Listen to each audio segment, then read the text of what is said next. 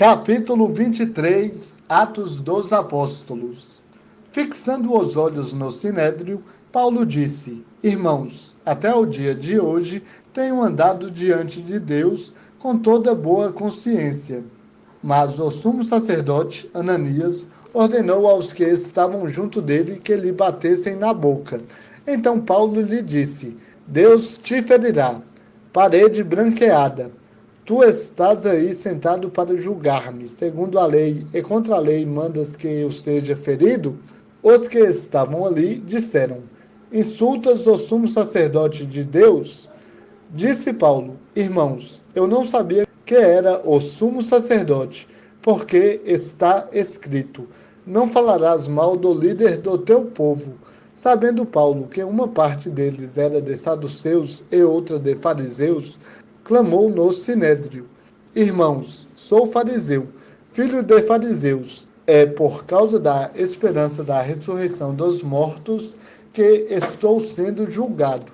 Ao dizer isso, surgiu uma contenda entre os fariseus e saduceus, e o grupo se dividiu, porque os saduceus afirmam que não há ressurreição, nem anjos, nem espírito, mas os fariseus aceitam todas essas coisas.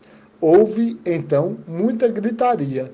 Alguns escribas da parte dos fariseus levantaram-se e começaram a discutir, dizendo: Não achamos nenhum mal neste homem. Quem sabe não foi algum espírito ou um anjo que falou com ele? E, intensificando-se a discussão, temendo que Paulo fosse despedaçado por eles, o comandante mandou que os soldados descessem e o tirassem do meio deles, para levá-lo para a fortaleza. Na noite seguinte, o Senhor lhe apareceu e disse: Sê corajoso. Como deste testemunho de mim em Jerusalém, assim é necessário que o des também em Roma. Subtítulo: A conspiração dos judeus contra Paulo. Quando já era dia, os judeus se reuniram e juraram sob pena de maldição que não comeriam nem beberiam enquanto não matassem Paulo. Eram mais de 40 os que fizeram essa conspiração, e foram até os principais sacerdotes e líderes religiosos e disseram: Fizemos um juramento sob pena de maldição de não provarmos coisa alguma até que matemos Paulo. Agora, pois, juntamente com o sinédrio, solicitai ao comandante que o mande descer perante vós como se fosseis investigar com maior precisão a sua causa. Estamos prontos para matá-lo antes que ele chegue. Mas o sobrinho de Paulo, filho de sua irmã, ficou sabendo da cilada. Foi à fortaleza, entrou e avisou Paulo. Então Paulo, chamando um dos centuriões, disse: Leva este moço ao comandante, porque ele tem algo a lhe comunicar. Ele o tomou, levou-o ao comandante e disse: O prisioneiro Paulo me chamou e pediu que trouxesse à tua presença este moço, que tem alguma coisa para dizer-te. O comandante tomou-o pela mão e, levando-o à parte, perguntou-lhe: O que tens para dizer-me? Ele disse: Os judeus combinaram solicitar-te que amanhã mandes Paulo descer ao sinédrio, fingindo ter de investigar com maior precisão o caso dele. Não te deixes convencer por eles, porque há mais de 40 deles à espreita contra Paulo. Eles juram sob pena de maldição não comer nem beber até que o matem. E agora estão preparados aguardando a tua palavra de confirmação. Então o comandante mandou o moço sair, ordenando que a ninguém dissesse que lhe havia contado aquilo. E, chamando 2 centuriões, disse: Preparai para a 3ª hora da noite 200 soldados de infantaria, 70 de cavalaria e 200 lanceiros para irem até Cesareia. E ordenou que preparassem montarias para Paulo, a fim de o levarem a salvo até o governador Félix. E escreveu-lhe uma carta nestes termos: Cláudio Lícias, Ao excelentíssimo governador Félix, saudações. Este homem foi preso pelos judeus e estava a ponto de ser morto por eles quando interferi com a tropa e o livrei. Ao saber que era cidadão romano, querendo saber o motivo da acusação, levei-o ao sinédrio deles. Achei que ele estava sendo acusado por questões da lei deles, mas que não havia nada digno de morte ou de prisão. Quando fui informado de que havia uma conspiração contra o homem, logo o enviei a ti, intimando também aos acusadores que apresentem o caso contra ele diante de ti. E, tomando a Paulo, conforme lhes fora ordenado, os soldados o levaram de noite a Antipátride, mas no dia seguinte deixaram-os da cavalaria seguir com ele e voltaram à fortaleza. E estes, logo que chegaram a Cesareia, entregaram a carta ao governador e apresentaram-lhe Paulo. Tendo lido a carta, o governador perguntou de que província ele era. Ao saber que Paulo era da Cilícia, disse: Vou ouvir-te quando os teus acusadores chegarem também. E mandou que ficasse preso no palácio de Herodes. Capítulo 24. Atos dos Apóstolos. Subtítulo: Paulo perante o tribunal do governador Félix. 5 dias depois, o sumo sacerdote Ananias desceu até Cesareia, com alguns líderes religiosos e certo Tértulo, que era advogado, e apresentaram ao governador a acusação contra Paulo. Depois de chamarem Paulo, Tértulo começou a acusação, dizendo: Experimentamos muita paz e por tua providência reformas são continuamente feitas nesta nação. Em tudo e em todo lugar nós o reconhecemos com toda a gratidão, ó excelentíssimo Félix. Mas, para que não te detenha muito, peço-te que, em tua bondade, nos ouça por um momento. Cremos que este homem é uma peste, promovendo rebeliões entre todos os judeus por todo o mundo, sendo o chefe da seita dos nazarenos. Ele tentou profanar o templo, mas nós o prendemos, e nós o queríamos julgar conforme a nossa lei. Mas o comandante Lísias veio e o tirou de nossas mãos com grande violência, ordenando aos acusadores que viessem a ti. Interrogando-o, tu mesmo poderás certificar de tudo aquilo de que o acusamos.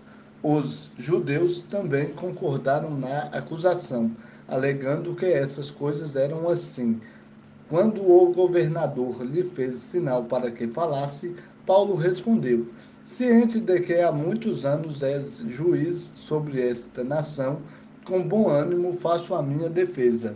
Bem podes verificar que não faz mais de 12 dias subi a Jerusalém para adorar, e que não me acharam no templo discutindo com ninguém, nem agitando o povo, nem nas sinagogas, nem na cidade.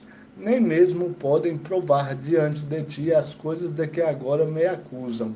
Mas declaro-te que, segundo o caminho a que chamam de seita, sirvo a Deus de nossos pais, e creio em tudo o que está escrito na lei e nos profetas, tendo esperança em Deus, como estes mesmos também têm, de que haverá ressurreição tanto dos justos como dos injustos.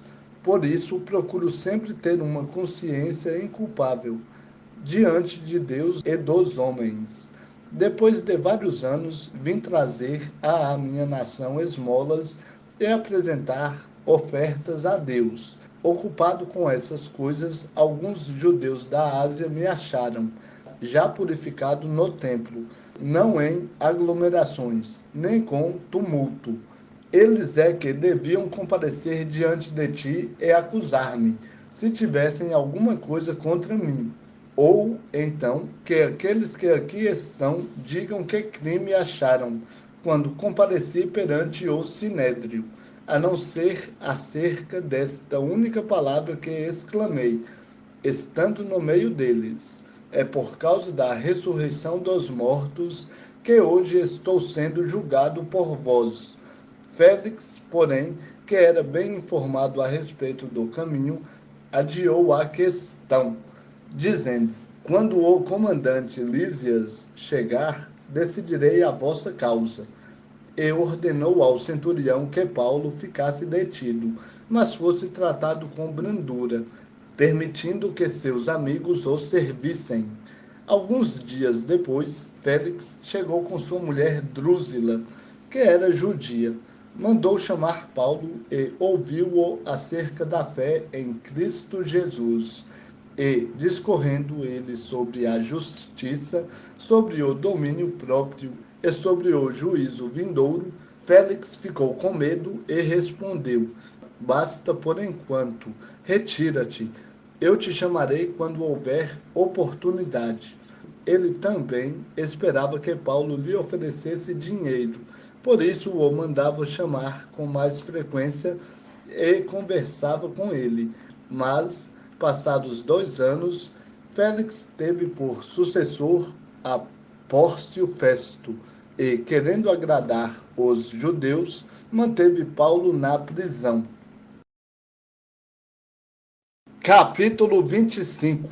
Atos dos Apóstolos. Subtítulo: Paulo comparece perante Festo e apela para César. Festo chegou à província e, depois de 3 dias, subiu de Cesareia para Jerusalém. Os principais sacerdotes e os judeus mais ilustres levaram-lhe seu caso contra Paulo e lhe pediam, suplicando-lhe desfavoravelmente a Paulo, o favor de mandá-lo para Jerusalém, pois armavam uma cilada para matá-lo no caminho. Mas Festo respondeu que Paulo estava detido em Cesareia, e que ele mesmo partiria em breve para lá. E disse, portanto, que as autoridades dentre vós desçam comigo e, se há nesse homem algum crime, acusem-no. Tendo ficado entre eles não mais de 8 ou 10 dias, desceu para Cesareia. No dia seguinte, sentando-se no tribunal, mandou trazer Paulo. Quando ele chegou, os judeus que haviam descido de Jerusalém o rodearam, fazendo contra ele muitas e graves acusações que não podiam provar. Mas Paulo respondeu em sua defesa: não tenho cometido pecado algum contra a lei dos judeus, nem contra o templo, nem contra César. Todavia, Festo, querendo agradar os judeus, respondeu a Paulo: queres subir para Jerusalém e ali ser julgado perante mim acerca dessas coisas? Mas Paulo disse: estou perante o tribunal de César, onde devo ser julgado. Nenhum mal fiz aos judeus, como muitos bem sabes. Se, pois, fiz algum mal e tenho cometido algum crime digno de morte, não recuso morrer. Mas, se nada há daquilo de que estes homens me acusam, ninguém pode me entregar a eles a fim de agradá-los. Apelo para César. Então Festo, depois de falar com o conselho, respondeu: apelaste para César irás. Passados alguns dias, o rei Agripa e Berenice foram até Cesareia, em visita de boas-vindas a Festo. E, como ficaram ali muitos dias, Festo expôs ao rei o caso de Paulo, dizendo: há aqui certo homem que Félix deixou na prisão. Quando estive em Jerusalém, os principais sacerdotes e os líderes religiosos dos judeus me apresentaram um caso, pedindo sentença contra ele. Eu lhes respondi que não é costume dos romanos condenar alguém sem que o acusado tenha presentes os seus acusadores e possa defender-se da acusação. Quando eles se reuniram aqui, no dia seguinte, sem demora, sentei-me no tribunal e mandei trazer o homem. Os acusadores levantaram-se, mas não apresentaram contra ele acusação alguma dos crimes que eu suspeitava.